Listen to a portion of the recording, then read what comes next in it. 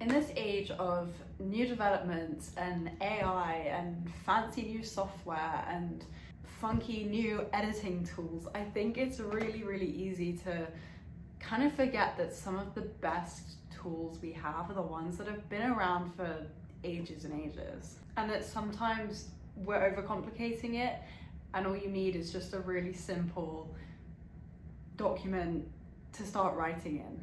Now, really quickly before we get into the rest of the video, hi, my name is Sarah. I published under the pen name Catherine Gray, and these are my 2 books that are currently out in the world.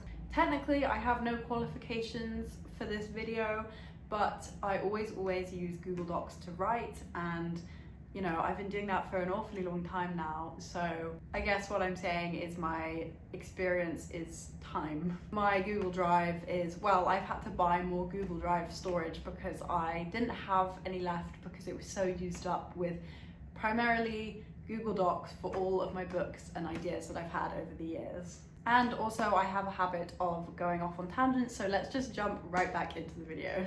Actually, before we do, really quick, I know I mentioned AI in the very start of this video, but I would just like to say that I do not condone the use of generative AI in making books and writing novels and whatnot. So if you're one of those people, you can go away. This is for people who want to authentically write their books and are wondering how on earth they can do it using Google Docs. So let's get back into it. Here's how we're going to start. You're going to want 2 separate documents, well, to start with, but the bare bones of it is you want 2 documents. You want, number 1, the plan or outline document, and number 2, the draft document. And the reason I said 2 to start with is if you're writing a series, or even what I'm doing at the moment, which is interconnected standalones, you probably are going to want a 3rd document to kind of track how everything ties together and like outlines of like the whole series or whatnot. But for now, we're just writing 1 book, so let's just focus on these 2 documents.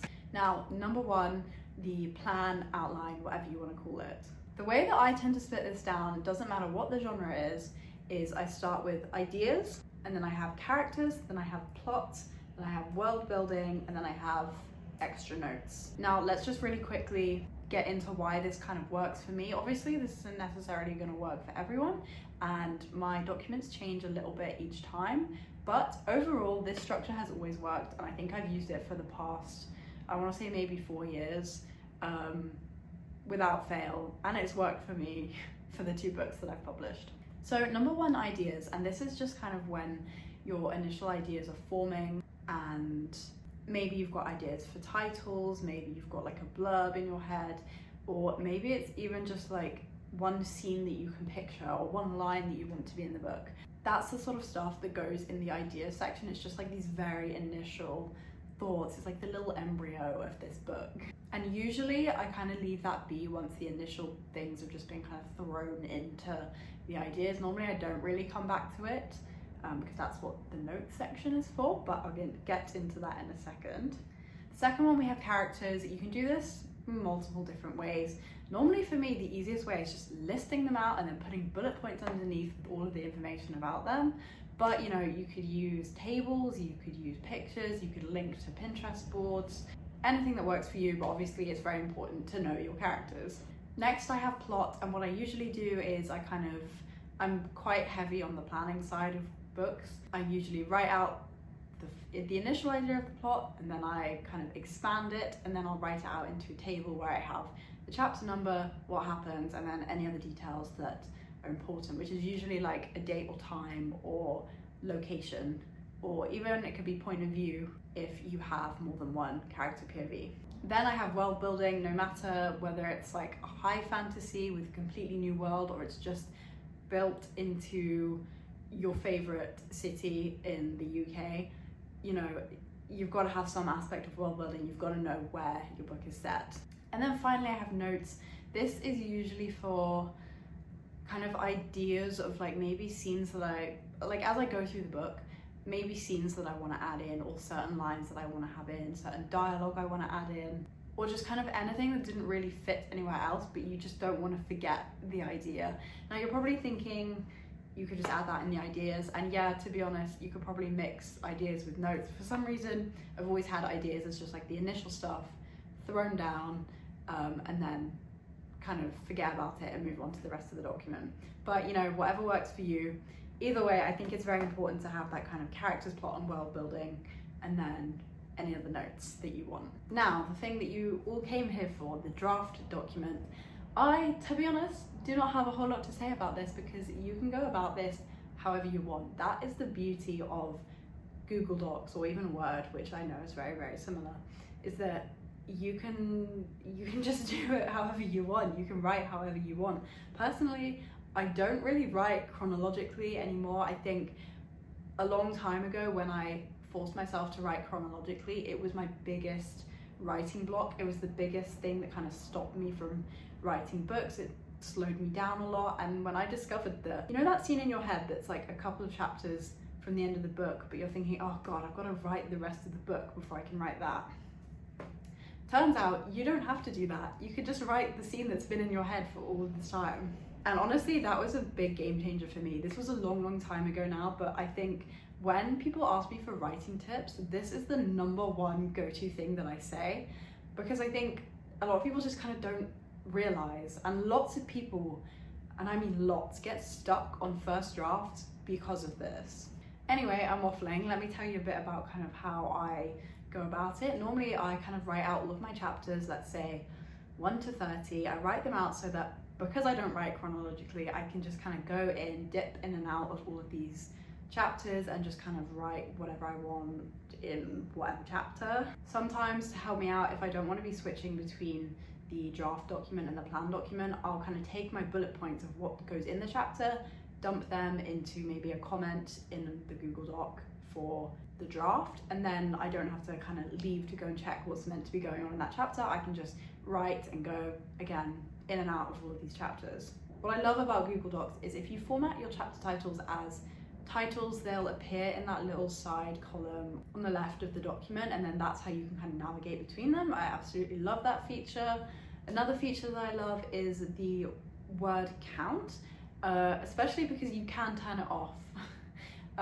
Usually, probably like 98% of the time, I write with my word count on because, I don't know, that's just how I kind of think about my goals and how far I'm getting and like how quickly I'm writing. Sometimes I want to know. But you know, sometimes if you're not writing for a goal like that, you're just writing for you and peace of mind, it can be really nice to turn that off, and it is automatically turned off, which is nice. Formatting for bold, underline, italics, adding in tables, all of these sort of features that you'd expect and that you find in Word. Let's say you're coming over from Word into Google Docs. Super easy to use, just as you would expect them to. I think this is kind of really honing in on what I was saying at the start of this video, is that Google Docs is just so simple to use and it's so user friendly, and I think that's why I'll probably just never stop using it. I have of course considered using some of these fancier tools. What's that really popular? Scrivener? Is that the name? That really popular one that's like, it's paid for. It's specifically for writing novels, so it has a load of tools. I've just never been interested because I think everything you could possibly need to write a book is available in Google Docs. And now you're thinking, well, you've laid it out super easily for us. Thank you so much, Sarah. And I would say, you're welcome. And then you would say, but now what? I've written my book. How can I use Docs as a kind of editing tool? One tip I would like to add here is what I usually do is when I start a whole new draft, just start a whole new doc. And it depends on how you work, but you know, if you copy the whole thing and then make edits, you can do that. You can duplicate it or make a copy or whatever the feature is called, and then just start editing straight away. Or you know, you can have a completely fresh doc and rewrite.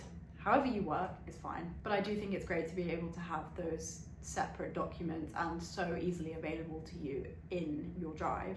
Obviously there's the commenting / reviewing feature. I can't really remember what it's called right now, but you know, where you can give people access to your document and you can let people either just comment or you can let people edit. And this has been super helpful for when I've been sending off documents to both beta readers and advanced reader copies sometimes. For beta readers, I think I usually let them edit because it's normally people I trust, so they're not gonna go like deleting the whole document or whatever. And then I've sent out, I think it was for my first novel, my debut. I sent out advanced reader copies in Docs, and I let people leave comments just because I wanted to like hear their initial thoughts. So yeah, I gave them the settings where you can leave comments, and I just love that kind of versatility where, you know, anyone can access this document because it's like free, it's completely free. It's not like Scrivener or a paid application where, you know, you can only access it locally on your computer, no one else can like leave edits or whatnot. Which reminds me, another great point, which is why I love Google Docs, is it's not local, so you can access it from whatever device as long as you're logged into your Google account. Because every now and then I want to write something on my phone and I don't want to open it up in Notes, because if I write something in Notes it will get lost in there, and I want to just write it straight into the document. I can, because I'm logged in on my phone. And then I have my laptop, and I also have my PC. Some of you might have iPads, all this different technology and whatnot. You might want to go to the library and work on a computer in the library. You can do, because all you need is to be able to log into your Google account. Anyway, you've gone through all of these drafts, through your final draft, you've sent it off to editors, you've received feedback and you've edited on their feedback. Now what? I did kind of touch on this earlier, but one reason why I love Google Docs too is it's just great for formatting. You know, you can do, what are they called? All the indenting, all of the margins, all of the page numbers, different fonts. Google Docs has got it all. And I think that is a pretty good way to sum up this video. I feel like I may be getting some Google Docs haters in the comments, and that is okay. I know there is a lot of criticism for Google Docs, and I know some people have some cons on why they prefer other things and whatnot, and that is absolutely fine. This is just my opinion. I love using Google Docs. It's super easy, it's my absolute favorite, and I just kind of wanted to share the process and a little bit of my knowledge on it in case anyone is maybe moving over to Google Docs, or they just want to know a bit more about what they're currently using and if they're not using it to its full capabilities. So yeah, I hope you guys got something out of this video. I hope you learned something. Hope you enjoyed my little yapping session. But that's going to be all for today. Thank you guys for listening, and I will see you in my next video.